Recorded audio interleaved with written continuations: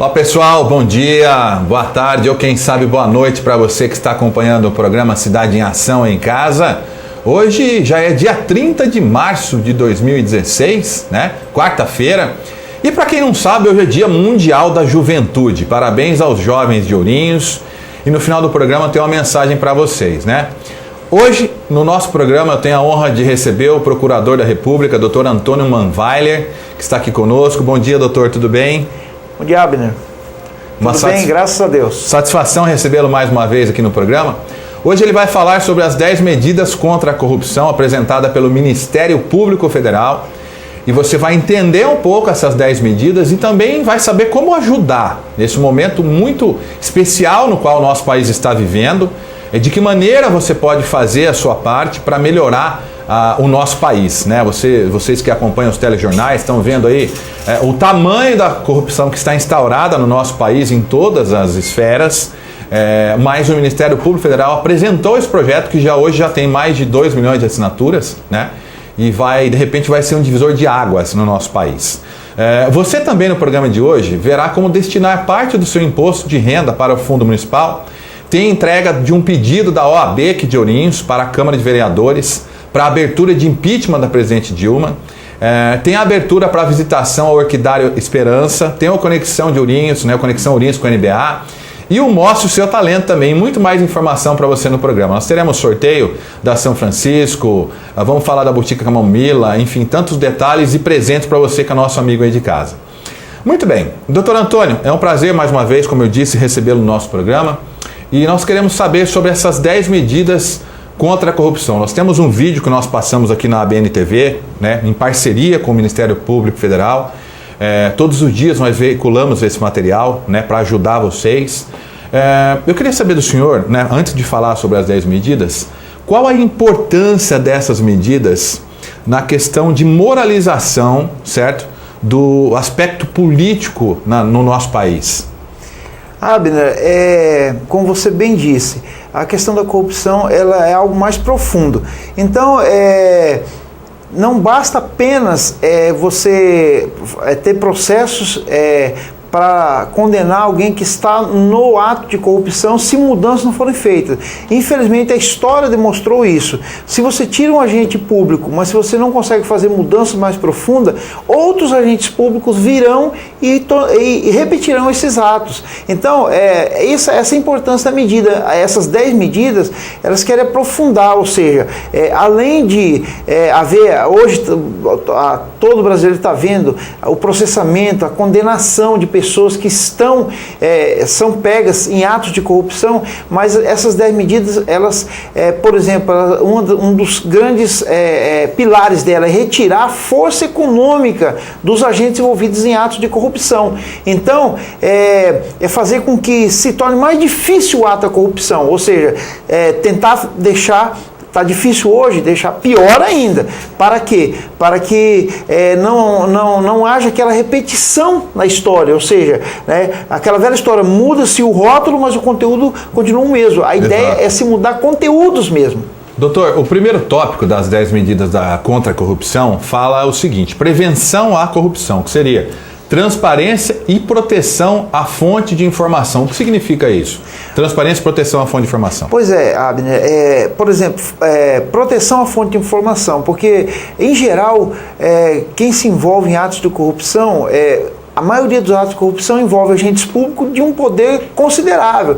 Então, muitas vezes, pessoas têm conhecimento disso, mas ficam receosas de representar. Tem medo? Medo no popular. Então, criar mecanismo de proteção para a pessoa. Nós temos visto exemplos, né? Às vezes são criados meios de comunicação com a polícia que se resguarda aquele que entra em contato. Então, certos tipos de crimes, certos tipos de ações são bastante investigados, são bastante denunciados, por isso a pessoa se sente confortável. Então, a ideia é essa. Então, à medida em que você protege quem colabora nas notícias a respeito de informação, aí no pacote que o combate em si, né? A prevenção seria o quê? Seria então aumentar as penas, as penas são pequenas e a partir de um certo patamar de corrupção ser encarado como crime hediondo, porque a corrupção mata, A corrupção mata, à medida em que, nos vídeos que tem se divulgado aqui, inclusive, à medida em que falta dinheiro para a nossa educação, mata ações, à medida que falta dinheiro para a saúde, mata pessoas, vidas mesmo. Exatamente, as pessoas morrem, porque hoje nós vemos aí o absurdo que está a saúde hoje no Brasil, hospitais não tem leito, não tem médico, não tem recurso nenhum, e as pessoas estão morrendo mesmo, devido à corrupção. O dinheiro que era para estar lá investido em médicos, em estrutura, está indo para o bolso desses corruptos. Não é isso, doutor? Infelizmente, Abner, infelizmente. Então, a gente vê níveis de corrupção que assustam. A gente vê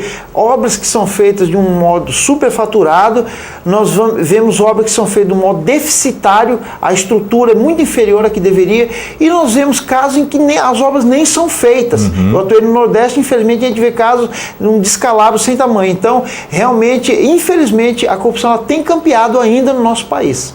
Doutor, outro tópico que seria a criminalização do enriquecimento ilícito de agentes públicos, sejam eles quais forem. Pois é, Abner, é comum a gente ouvir falar, o senso comum fala e as pessoas ficam revoltadas, um agente público que não tem outros patrimônios, não tem outras rendas, ganha um salário X e ostenta um patrimônio absurdamente superior, que se ele vivesse 100, 200, 300 anos, ele não conseguiria. Então a ideia é o quê? O agente público que não tiver um patrimônio condizente com seus ganhos, ele será processado e isso será um crime. Então veja, são situações distintas. No ato de corrupção é um crime, ele vai responder por isso. E por ele enriquecer ilicitamente, isso é um crime também. E ele vai perder tudo o que ultrapassou os ganhos legais, porque isso não vai ser feito, Abner, de uma maneira a desrespeitar o contraditório e ampla defesa. Claro que não. O agente será processado, ele terá os meios para comprovar a origem dos recursos dele. Se realmente não for comprovado, chegar à conclusão que veio de uma origem ilícita, ele vai perder. Então, tudo que ele não declarou, tudo que está fora da legalidade, ele perde. Vai ser confiscado. Confiscado. Sim. Confiscado, porque assim, retirar a força econômica do agente corrupto é muito importante. Por quê? Porque se você não retira o poder econômico dele, ele continua corrompendo por meio de outras pessoas, ele está até preso. Você sabe disso, é comum, infelizmente, por exemplo, no mundo do tráfico, há notícias de que uma pessoa está presa e ela continua comandando, porque ela tem poder. E não se engane, o poder, nesse caso, é o poder econômico mesmo. Certo. Doutor, o senhor falou também do aumento das penas e crime hediondo para a corrupção de altos valores. Já foi estabelecido algum patamar para esses valores, acima de qual valor, etc. E esse crime hediondo teria uma pena, acredito que altíssima. Vocês pensaram até em prisão perpétua ou não? Não, Abner. A prisão perpétua trata-se de uma vedação da Constituição e é chamada cláusula pétrea ou cláusula de pedra. Então, se nós quiséssemos fazer uma iniciativa nesse sentido, ela certamente não passaria. Teria que se mudar a Constituição toda para fazer isso. O povo, em última instância, poderia. Uma instituição não pode fazer isso. Seria um projeto de lei flagrantemente inconstitucional. Certo. Mas veja, a ideia é assim, atos de corrupção acima de 100 salários mínimos vão ser considerados hediondos, porque também, né, Abner, para não vulgarizar qualquer ato, não, vamos estabelecer um critério mínimo, 100 salários mínimos. A gente está vendo a corrupção em tal nível hoje que já chegou à casa dos bilhões. Então, 100 salários mínimos, para alguns falam, mas é um valor pequeno, mas não é, Abner, 100 salários mínimos em torno de R$90 mil. E um cidadão, Abner, um cidadão que trabalha no nosso dia a dia do nosso país, sol a sol, pegando ônibus, andando de bicicleta, suando, trabalhando na construção civil, ele vai levar simplesmente mais de 8 anos para ganhar um valor desse. Doutor, e a corrupção chegou a tal nível de dar vergonha nesse país, que nós temos acompanhado agora em todos os telejornais a questão da merenda escolar. Foram desviados, não sei, milhões da merenda escolar. Crianças que são humildes, não têm o que comer em casa, muitas vezes eles se alimentam da refeição da escola e foi tirado isso deles. Então essa é a vergonha desse país. Por isso que a BNTV, eu particularmente, toda a minha equipe, estamos ajudando, divulgando essas medidas para que você em casa, amigo de casa, telespectador, entenda como você pode ajudar a diminuir isso no nosso país, ajudando o Ministério Público Federal, fazendo as ações necessárias, de que forma nós podemos ajudá-los, né? Agora, doutor, é o seguinte, tem o tópico número 4 das 10 medidas contra a corrupção, que fala do aumento da eficiência da justiça, dos recursos no processo penal. Seria o aumento de penas? Nesse caso especificamente, é tentar agilizar um sistema recursal, porque a nossa realidade é assim, aquela pessoa que, assim, a história da justiça no nosso país, infelizmente, é assim. Quem detém recursos para contratar advogados, bancas de advogado, que há vários advogados à disposição, eles conseguem ir esticando, vou usar esse termo mais popular, Abner, esticando o processo, até ver se atinge a prescrição, ou seja, a pessoa muitas vezes é processada e o processo demora tanto na sua tramitação que acaba não tendo nenhum resultado prático, prescreve. Recentemente, agora o ano passado, no segundo semestre do ano passado, houve a declaração da prescrição, da extinção da punibilidade pela prescrição de um processo em que era investigado o ex-senador Jader Barbalho.